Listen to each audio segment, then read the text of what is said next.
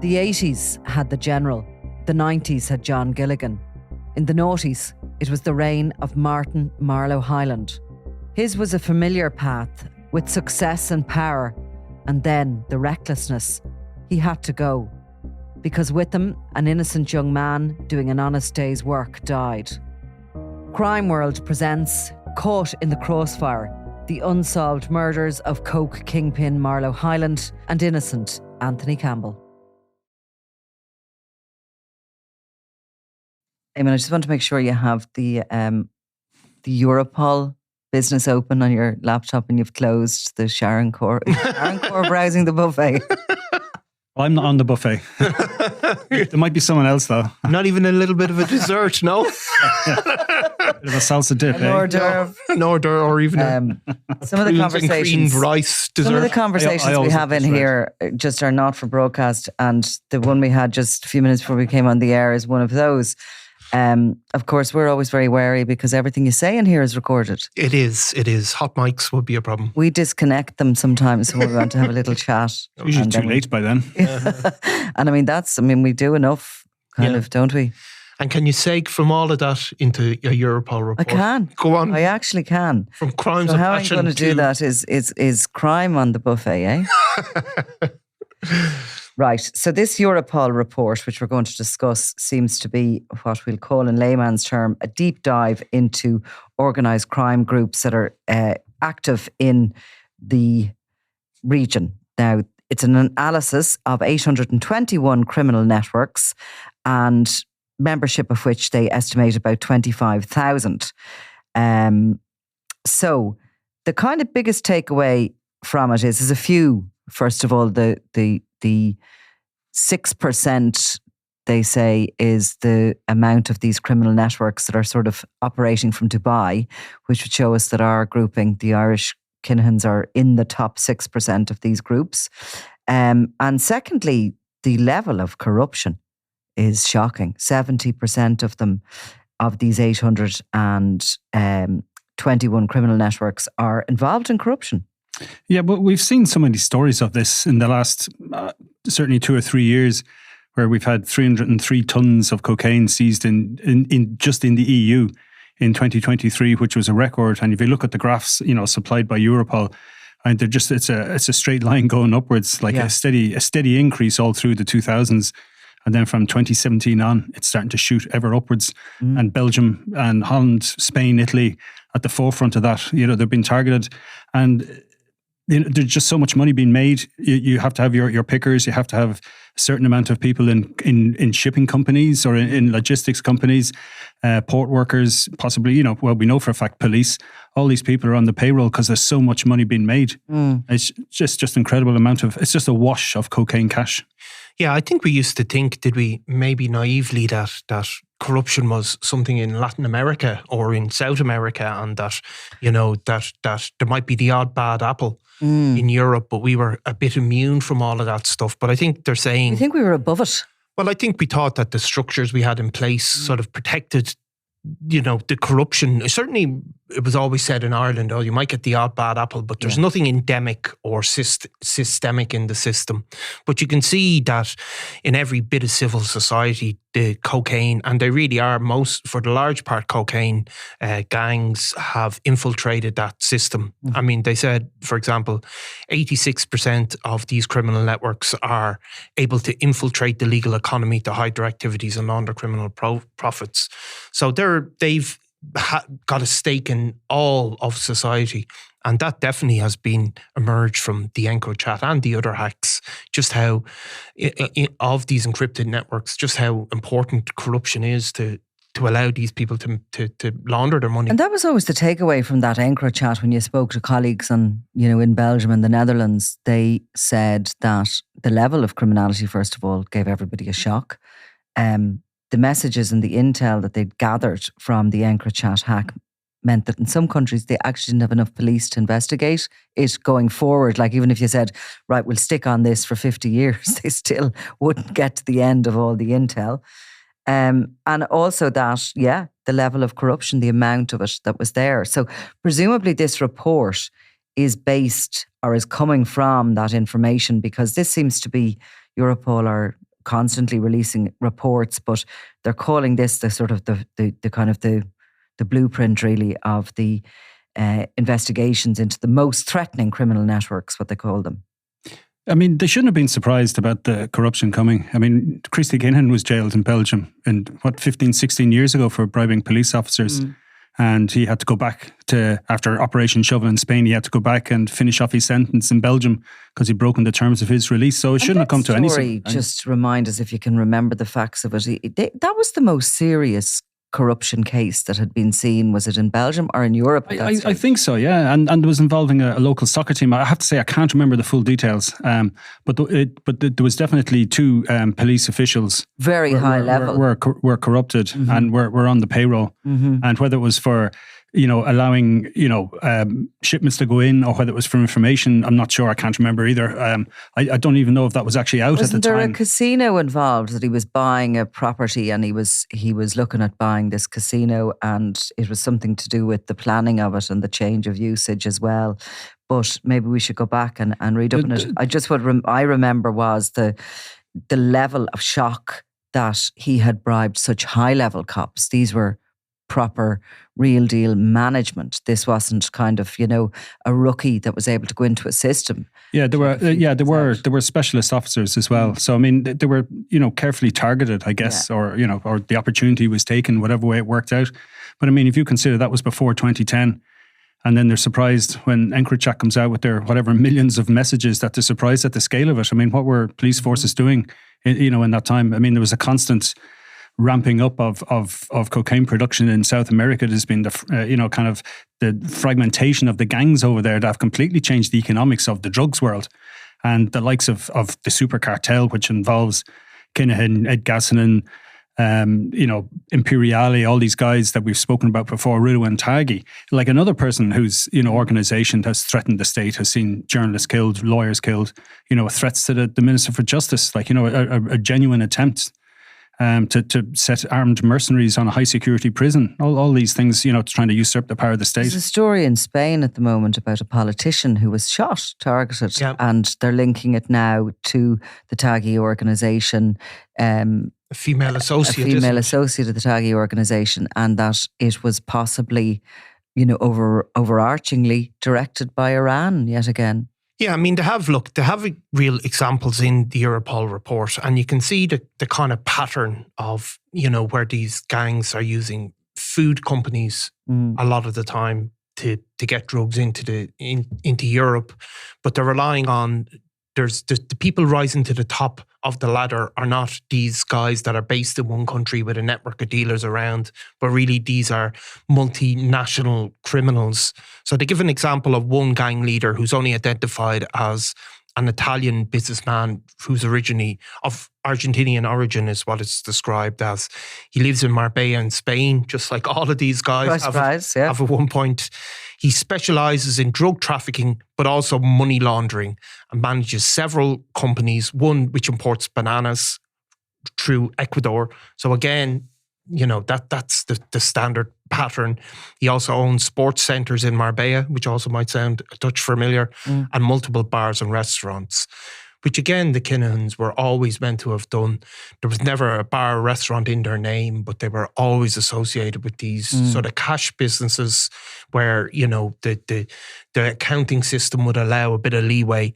And then it also describes this gang leader as having an Albanian accomplice based in Ecuador who takes care of the import of cocaine from Colombia to Ecuador and the subsequent distribution to the EU. So we've seen that again, even with Maurice O'Shea Salazar. They're having companies around Central and South America.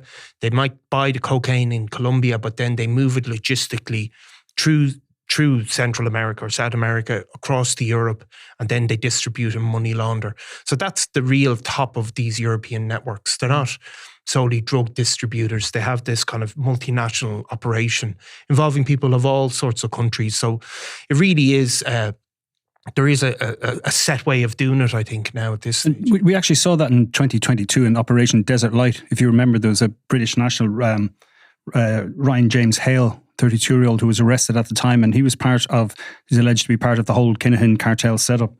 And again, that was Sky ECC system, and LPay got a bunch of these messages. And again, it was exactly what Niall has just described. There was the man in Panama who had the banana exporting business was the key man, where the cocaine was being shipped then to ports in Europe. So I mean, I suppose that's the apex, or almost the apex. Because we know there's another level higher. But I mean, that's the guys at the top. The guys at the bottom, like the fellas selling drugs in Sligo and the Midlands or whatever, or North Inner City Dublin, will set up, beauty salons and tanning salons, or they'll have some kind of attempt, at a business. Like, we've seen it in so many cab cases where guys have set up, a plastering service or something else, and they're kind of suggesting that they've somehow made, 400 grand over 10 years from these small little, one-man companies, one-person companies. And then again, that's the basic level. I mean, and then it goes all the way up to, what the Kinnegans we know have been doing. I think in 2016, if you remember, there was a figure out, there was something like they had been linked to about 300 companies. And I'd say it's treble that now, if you include like the stuff that came out recently about Kinnegans' partner, Yessin Ildrum, and the amount of companies. And we even saw that in Operation Shovel, all the different firms and companies that have been set up. How many companies was that? In 2016, there was a figure, I think it was 200. So they were no, with associated with Kinahan. But even when we first started writing about Daniel Kinahan, when he was a 19 or 20-year-old, he had a registered company here in Ireland, Black Cat Curiosities, if you remember. Yeah. So I mean, they were always on the lookout for a way of trying to make it look like they had a legitimate cover, a legitimate income. So it's a huge part of any organised crime gang is to be able to use your money. First, kind of like as they open the report, the methodology and the data set. I thought this was interesting. They're looking at these, the activities of the various groupings, because they're not all drug trafficking. No. The majority are, 50% are involved in drug trafficking. But you see what sort of looks like big there is the migrant smuggling and the trafficking in human beings, which is only going to grow, isn't it? It is. I mean, that's probably more, there's probably needs more bodies involved in something like that. Well, they show you the nationalities that are involved in that, and that's a lot of Russian, Ukrainian and Romanian it is. nationalities are involved in that migrant smuggling. They break down the kind of the nationalities that are. Then there's also these fraud gangs as well, which are becoming more and more prominent. So the internet fraud gangs are, on the rise. 125 of the which is 15% of these most threatening organised crime gangs are involved in fraud. Yeah. And 18% are polycriminality. They do seem to have, there's some of them that sort of offer various services, but most of them stick to their one niche, which would be either the drugs, human beings, or property crime. And I think the property crime largely is dealing with the money laundering, isn't it? Yeah, I mean, like there was stuff in the report about it singles out the Italian Drangheta.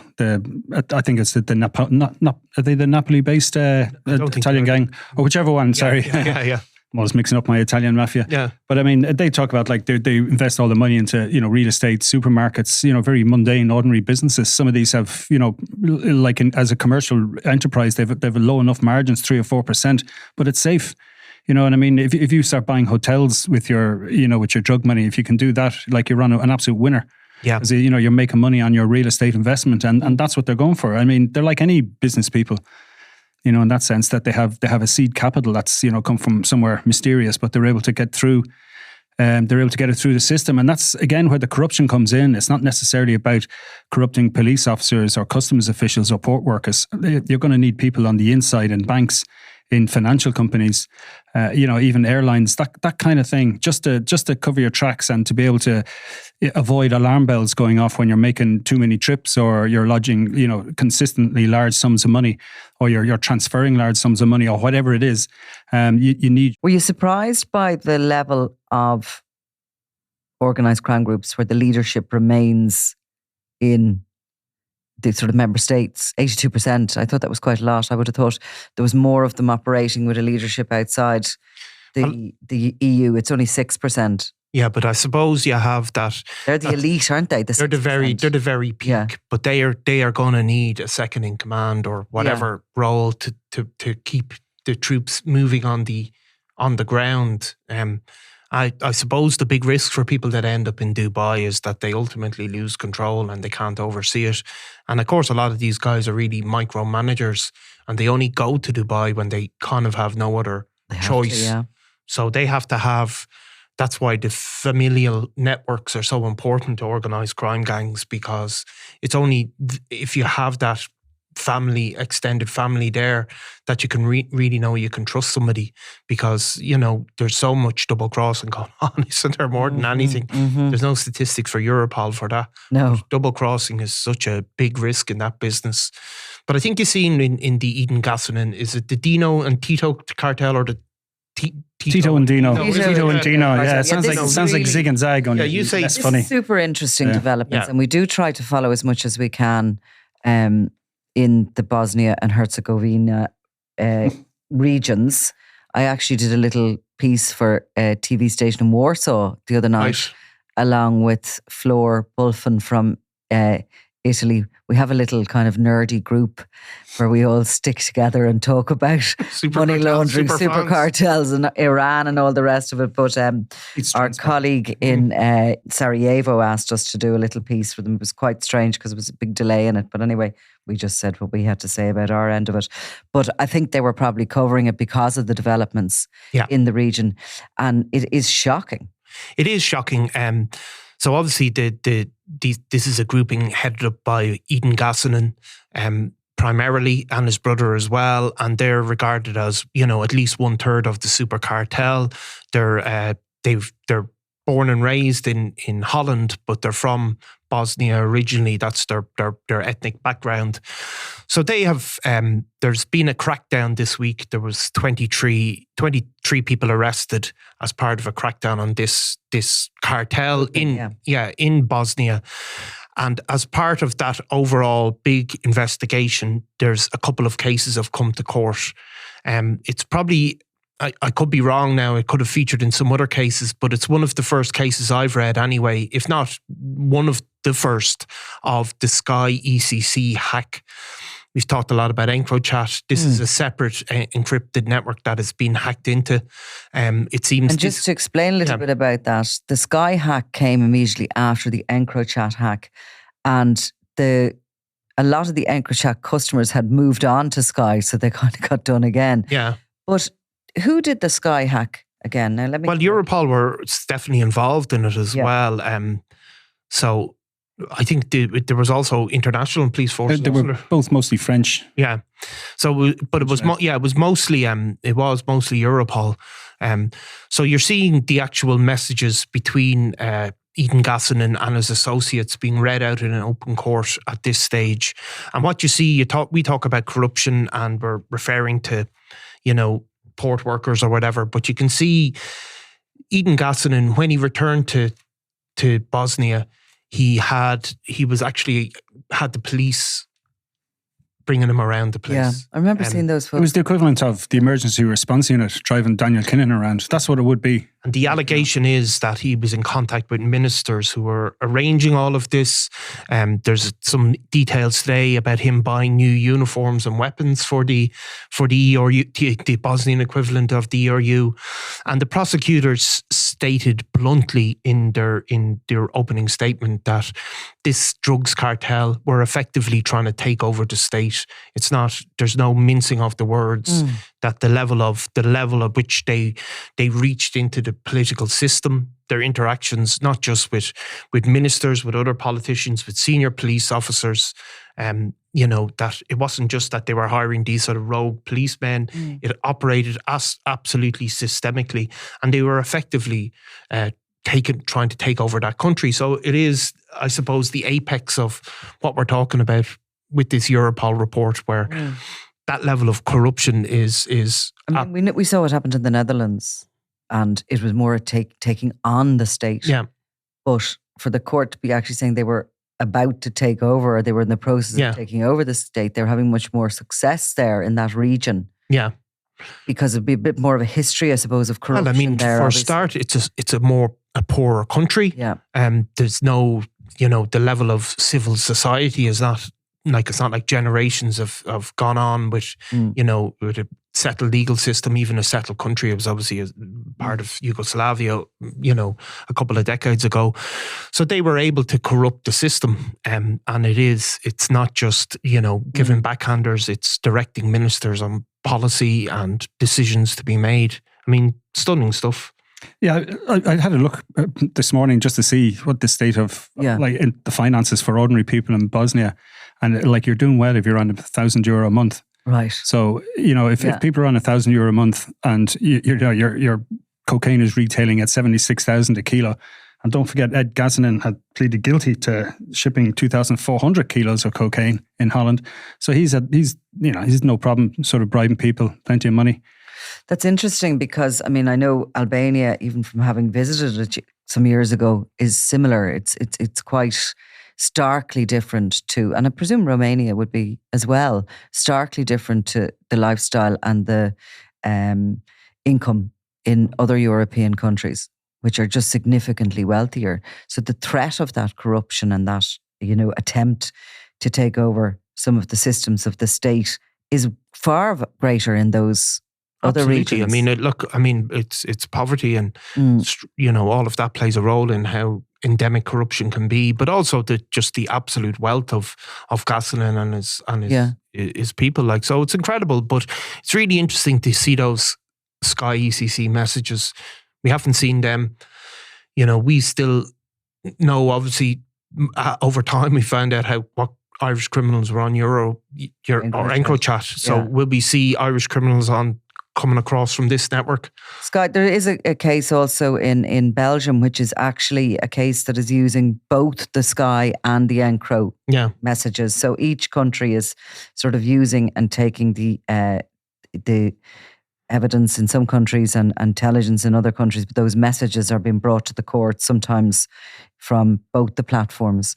It's very significant. Let's have a look at ourselves for a minute, because you know what I mean. We seem to be constantly talking about the Netherlands and France and all this when we talk about corruption, but Ireland is not exempt at all. We currently have a former senior officer in jail for drug trafficking, and he is being investigated for the biggest ever corruption that this state has known.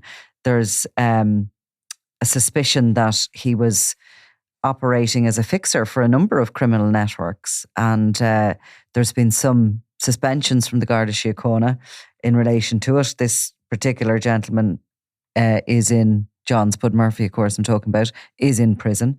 But people I've spoken to that are kind of around that case say it's going to be the shock of all shocks to us that this was somebody that was completely corrupted, and probably corrupted, was he corrupted in office or was he corrupted anyway and was just sort of brought some of that with him. But that's been going on for years, decades in this country at that level. The Garda, what do they call them? The Garda's anti-corruption unit. There's more than 100 people suspended from the Garda Síochána, and many of them are furious and screaming their innocence, and seem to have been caught up, through phone calls with others that are under higher suspicion and all the rest of it. But nonetheless, we're far from exempt. We definitely are far from exempt. And over the years, remember, not to go back into all the historical stuff, but there was, there was examples of high-level corruption, for example, to do with George the Penguin Mitchell back in the day. The question to be asked about John Spud Murphy is not that whether he was a criminal or not, or linked with these gangs, because he clearly was, since he was caught with, that huge amount of cannabis in his home. The question is, did he come from a culture where that was acceptable within Garda Síochána? Was he one of many that were doing it, and he is the only one to have been caught? And how systemic it is. We don't know if that is the case, or is he an outlier. But the idea that we've been exempt for corruption, of course, just cannot be possibly true. But there's always been a narrative, of course, that there's a couple of bad apples. Yeah, there has. But the bad apples turn up every so often. I mean, and some of them, they do look unlinked, like Jamel Henry, who had a boyfriend in Sligo, like, involved in serious drug gangs up there. That was an all interesting connected with case, really, because she was a guard and she was accessing the pulse system essentially for Barry Young. Yeah, and there was a feud on at the time. So I mean, it was certainly given one side of a potentially lethal feud. Very good information, very good intel. She would have told the court then that she had a drug problem herself. So somebody like that surely is easily corruptible by a criminal organisation. But where she ranked within the Garda Síochána, she'd access to the pulse system. Yeah, she was. It's not a position of power as such, even though it's very useful to the drug gangs. Yeah, and you're always going to get caught because you're leaving a trail once you log into a pulse system. And we saw that there was actually a case just this week. Yeah. A young man, Ryan Fitzgerald, was given a short jail sentence, 2-year jail sentence for perverting the course of justice and for, I think, corruption as well.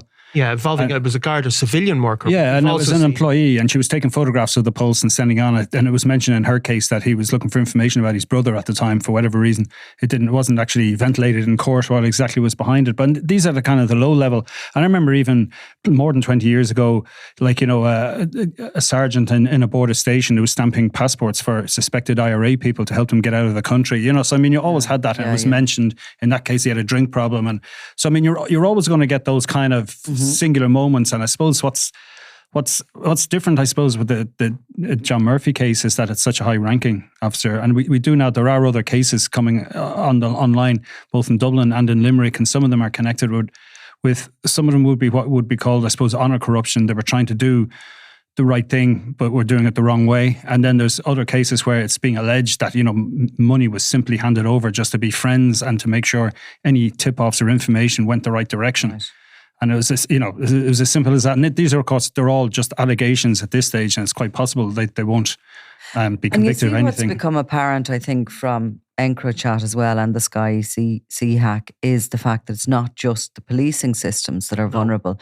So here in Ireland, there is ongoing investigations into certain issues in revenue. I mean, when you think of revenue and the amount of access somebody in revenue has to pretty much everything. Yeah, they have largely revenue would have very, very similar information to the guards in terms of, you see it all the time. If there's a seizure of drugs in the airport or whatever, the revenue officers will actually carry it out with the assistance of the guards. So they have they store all that information as well, whether it's... As well as people's personal details. Exactly. If you look at somebody's revenue file, you can tell what they're earning, their dependents, you know what I mean, where their vulnerability might be. If you know them and you can see what their tax return is, A, they're not earning enough money to keep up their lifestyle. B, they're in a lot of debt, which a lot of people are in this country due to properties. And that is a very useful piece of information for a criminal gang to have if you're looking at specific people who may be high up in either, governmental positions or even in county councils and that, because they have a lot of information then on businesses. And you would have had it in the past. There was... stories at least twice on 2 separate occasions the Kinahans had people in the motor tax office and were able to look at anybody's driving license details and presumably get fake ones on the way out to whoever needed them. And the other one that people don't talk about as much is, like, it's not just corrupting state organisations, but there's corrupt lawyers and accountants and business people. That's another part that's really focused on. And architects and travel agents and the works. And the other, And possibly journalists. Well, exactly. There's no way journalists are exempt. No. I mean, the IRA... We all start looking at each other now. Didn't the IRA have plans, or would have been said to have people that were pushing a narrative? Yeah. Well, you're going back into controversial old history there, but yeah, of course. I mean, this is the way it is, and certainly lawyers, legal people are hugely important to any of these functions. And if you look across the world, what's a corrupt lawyer? You're talking about somebody who's bringing in messages to a prison system? No, you're also talking about people, disguising documentation, hiding things, using the legal system to buy properties and even passing on messages like criminal orders, that sort of thing. I mean, and like to go back to journalists, you had one of the top German journalists recently, a TV guy who was exposed as having accepted hundreds of thousands from Russians to kind of push the pro-Putin agenda. And then he got the sack, I presume. Well, I imagine he's not as busy as he was. It's always a good career in Russia today or whatever. But even kind of reflecting on the Jamel Henry kind of situation, like, you know, had a boyfriend involved in gangs.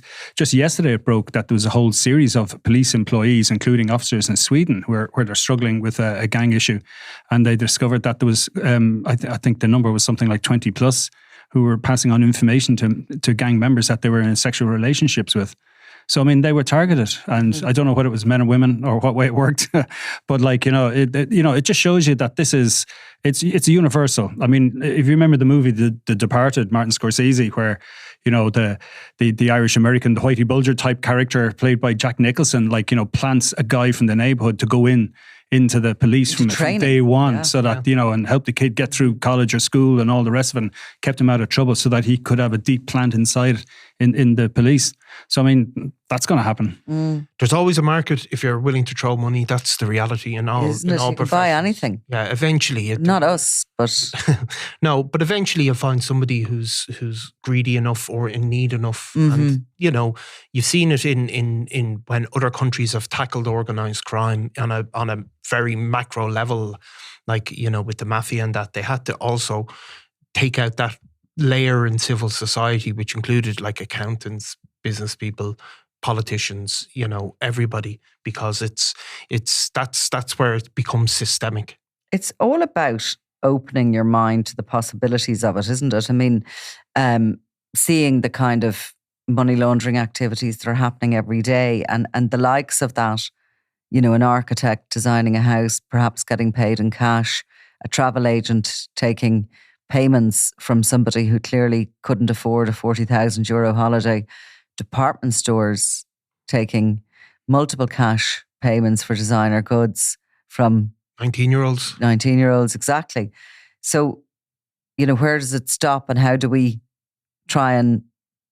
Well, you can't stop the river flowing, No. but if you don't... Because it's an economy now. It's And it's part of our economy. However, if you don't do something about you at don't- least damming it up in bits, you get what happens in Bosnia. Where Can they I become out of bore you control. again with the figure that I Do. came up with? Please do. Remember after the financial crash, 365 billion of basically illegal money found its way into the financial system, and only for that they think some more banks would have collapsed. So that's how much dark money is out there. Right. And presumably that was all, you know, money from the likes of the Canadian cartels and the Mexican cartels and Colombian, the American, everything. Do you see the figure there? I mean, I'm not great, obviously, as you know, at figures, but it did cross my mind when we were looking at this report in general.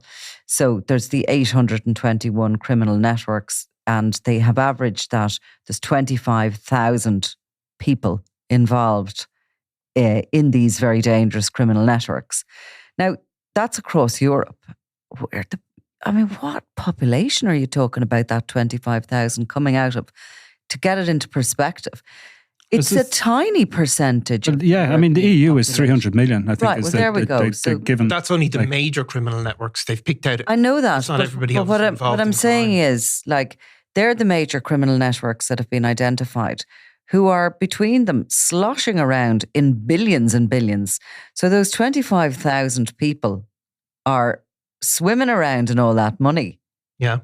Yeah. And yet, if you dig down to the kind of the stories we know about, somebody just remarked there on a comment on YouTube when we had talked about Aaron Brady, and who's serving a 40-year term for the murder of Detective Garda Adrian Donoghue, that the robbery involved in that, which cost him 40 years of his life, between 7 of them, they were going to divide 40,000. Yeah. If even, was it? I mean... So, you know, you try and think of an average or a good wage, say, for example, in let's take Ireland. A really good wage in Ireland is 60 to 80,000, okay? So now you have to pay your taxes on that and all the rest of it. But you can do what you want with that money you earn, and you can invest it into your property, your mortgage, whatever. So, like, a criminal earning that amount of money, it's probably the majority of criminals.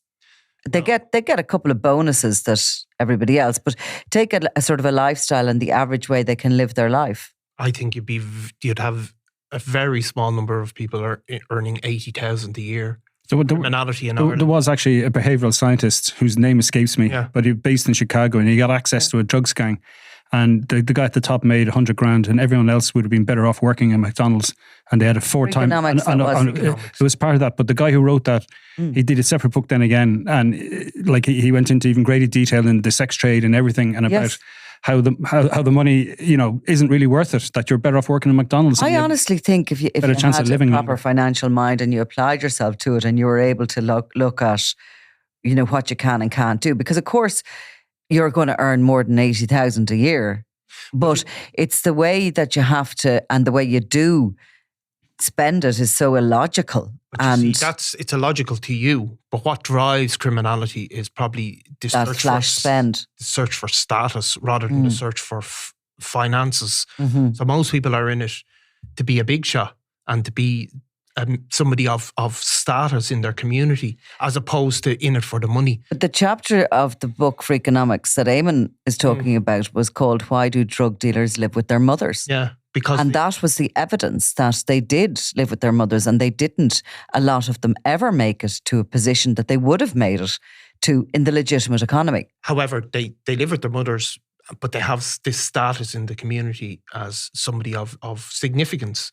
So they're not in it for the money, and that's what drives. And in Ireland, these would be the guys that are getting picked up recently on the e-bikes with the North Face jackets, hoodies up around, you know, despite the sun shining. I mean, they're the guys at home living with the mothers, better off working in a warehouse or going back to school or doing anything, you know, because they're going nowhere. By your standard, make any money. By your standards. Yeah, all they're doing though is, you're right. It is by my wonderful middle class, easy to, you know, up my high horse. The standards of the way the country operates and how you have to live. But then they're in a subculture. See, that's what you have to understand, that they're not driven by financial motives. But we're not talking about it from their mindset. We're talking about it from a logical financial perspective.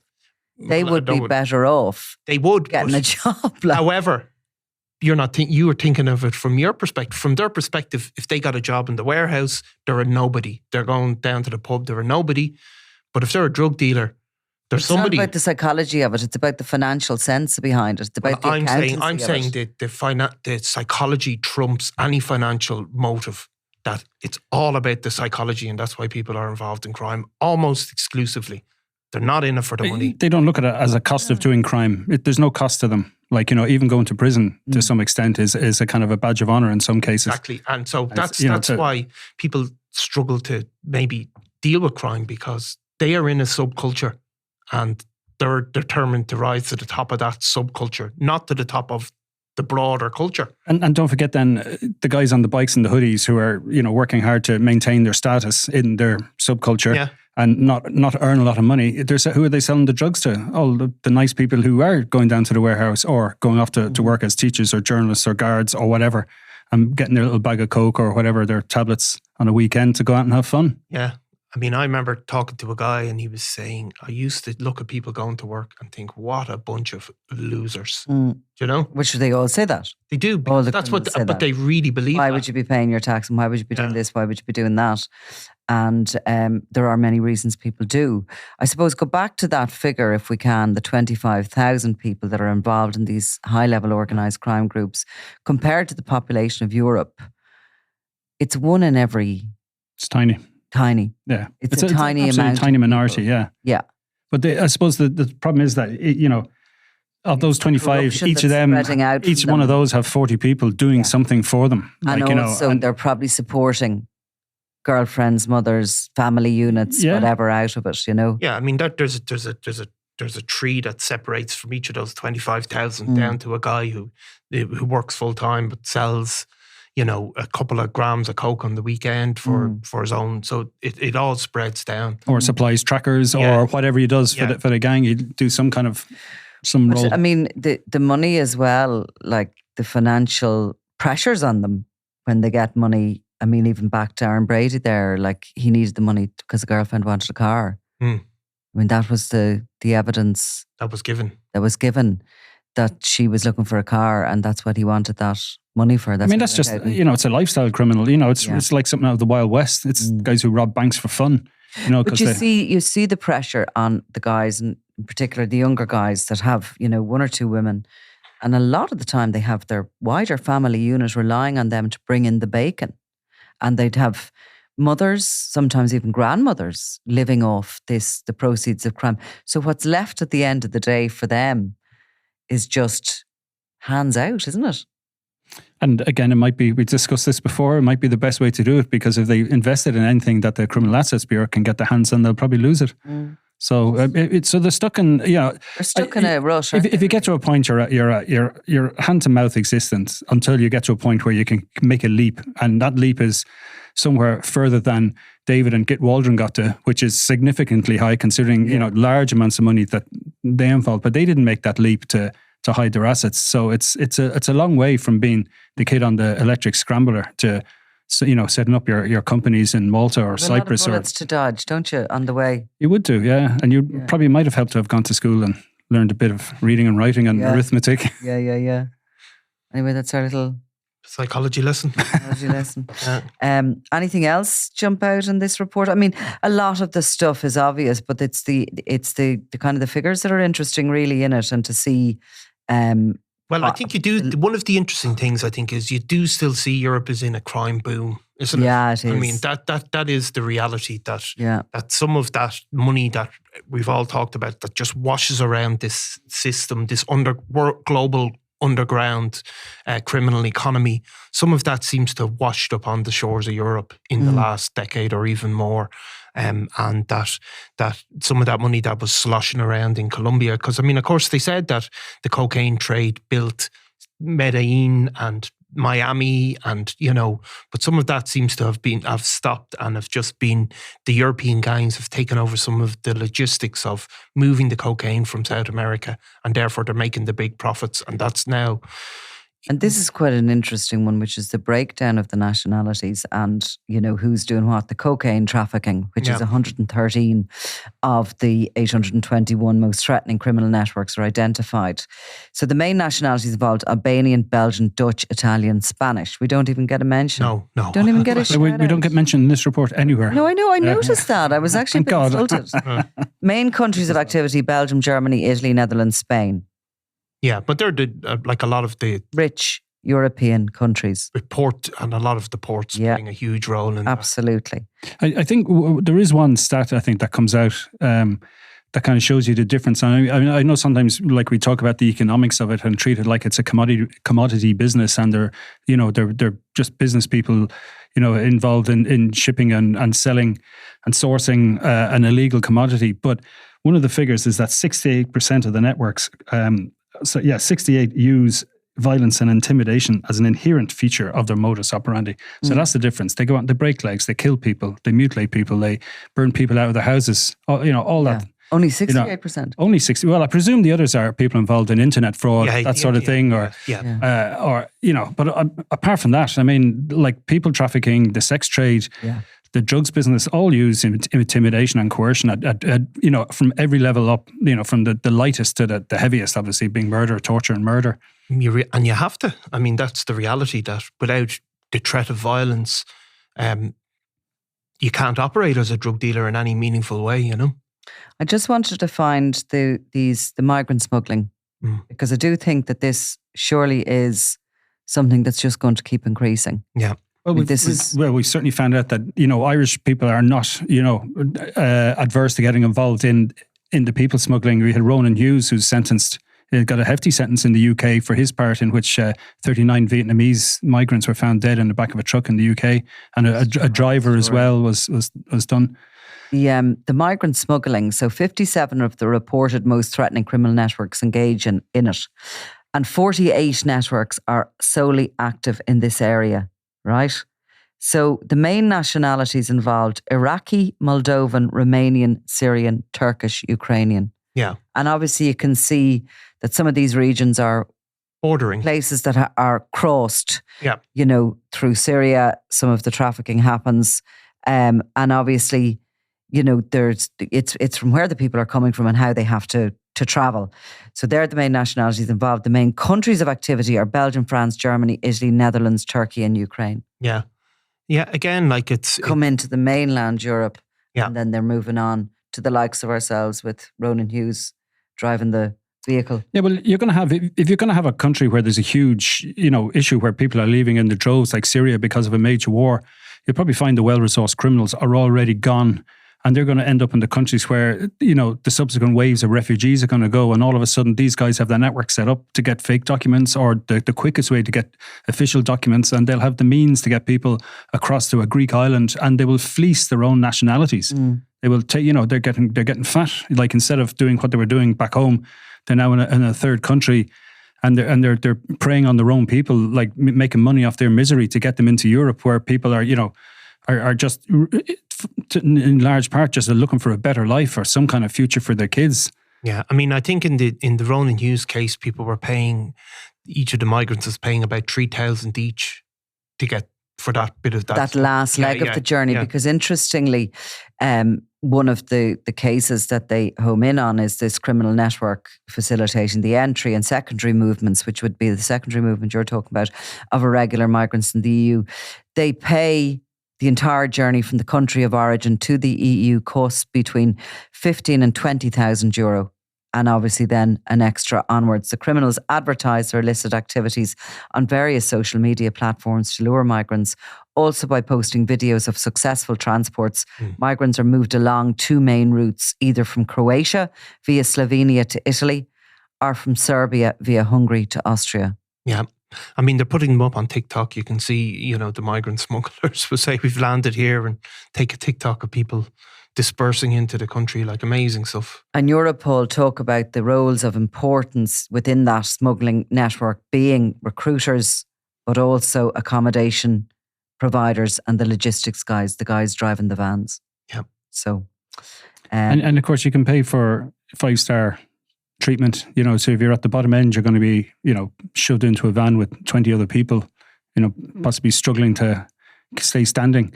And then if you pay more, you'll be in a slightly roomier vehicle, or then, if you're top end, they'll fly you in a private plane to drop you where you need to go. Is the difference between, smuggling migrants and trafficking, is it a legal thing, or is the trafficking in human beings so is that they're put to work? Trafficking trafficking is I suppose it's smuggling people against their will. Yeah. Whereas smuggling, you're helping somebody to get where they want to go, and that is the difference. And I mean, and trafficking, we saw that with the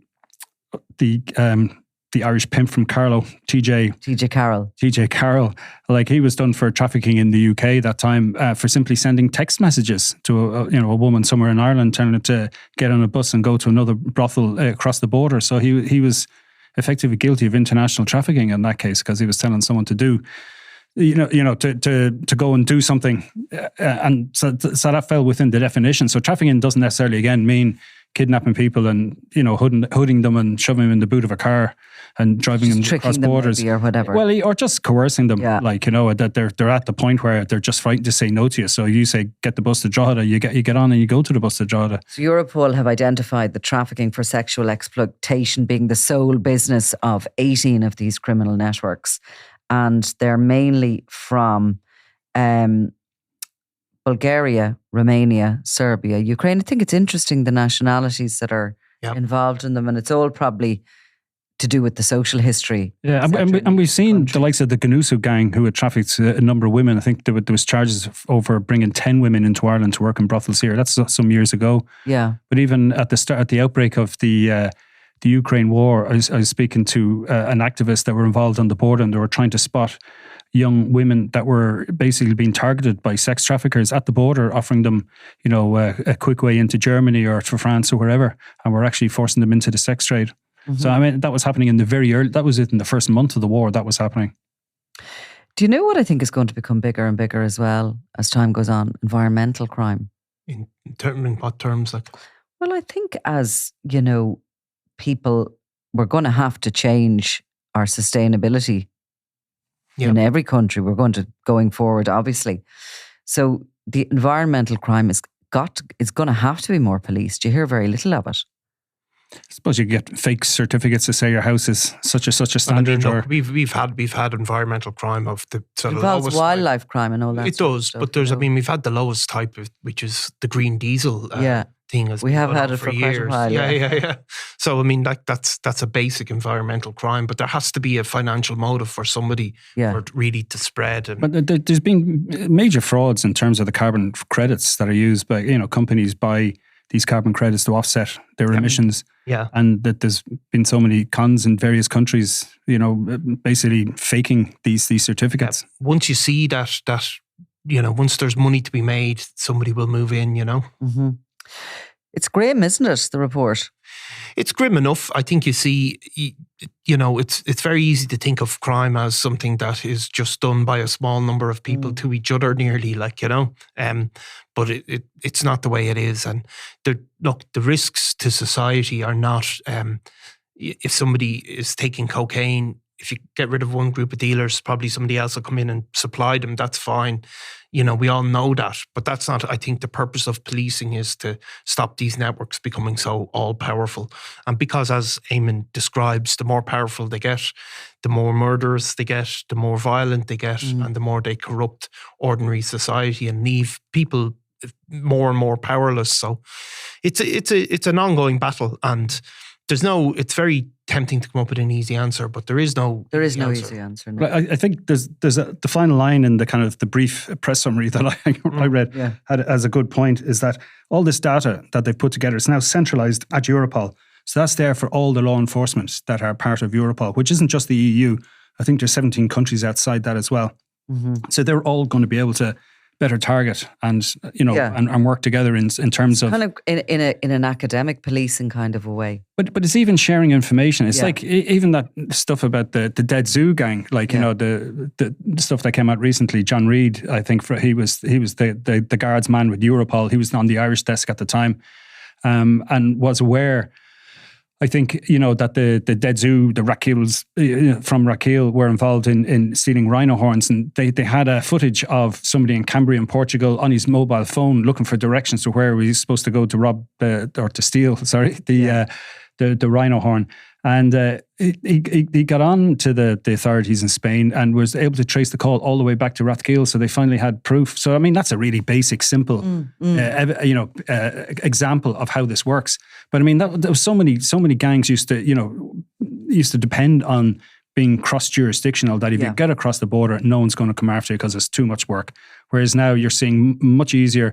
I don't know at what level guards have to be able to go through Europol, but their systems are there now, and it can come back quite quickly. And plus you have all the Frontex, all the information now, like anyone applying for asylum is fingerprinted, in whatever country they arrive in the EU. So even if they have false documents, we're going to know of a convicted rapist, or, if somebody on the run from another country is pretending to be an asylum seeker, it'll be flagged up pretty quick. After all the technological advances, the fingerprint is still really the... Well, it's there, but they're digitized and they're able to fling them across, and and if somebody's faking, they're flagged up quite easily as well. The old, what do they call it? The magnifying glass, magnifying glass anymore. Right. Well, look, thanks a million. I'm Nicola Tallant, and you're watching Crime World, a podcast about criminals, drugs and the underworld in Ireland and across the globe. Make sure you subscribe to our channel and turn on notifications so you can be the first to watch all our latest episodes. You can also listen wherever you get your podcasts.